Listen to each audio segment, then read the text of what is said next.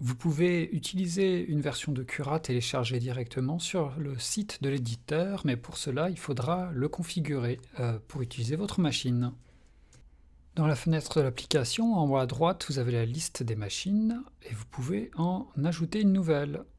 Donc on va choisir Custom, on va l'appeler DOM Pro, puis on va passer à la configuration. Une nouvelle fenêtre s'affiche dans laquelle on va indiquer les différents paramètres de notre machine. Bon, là je vous ai mis une fenêtre avec les paramètres déjà remplis, donc la largeur du plateau 220 mm, la profondeur 190, la hauteur utile 200 mm, on est sur un plateau rectangulaire, plateau chauffant, Marline on n'y touche pas, ici un début G-code, vous pourrez copier-coller le code dans la description de la vidéo plus loin.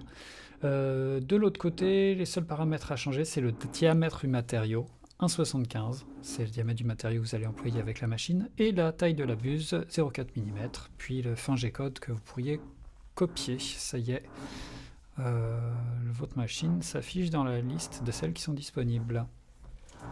Toujours vérifier lorsqu'on utilise DOM Pro, c'est les paramètres de rétraction. Donc on va aller dans la configuration personnalisée. On va aller dans la catégorie matériaux, on appuie là sur la roue dentée.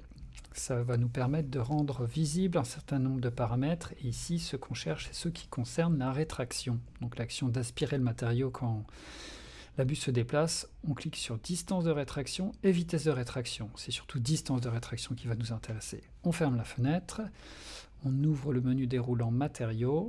Et là, on voit les réglages de rétraction. Donc elle est activée, la distance de rétraction elle est de 0,8 mm. Très important, il faut toujours que cette distance soit inférieure à 1 mm, sinon vous risquez de boucher votre buse.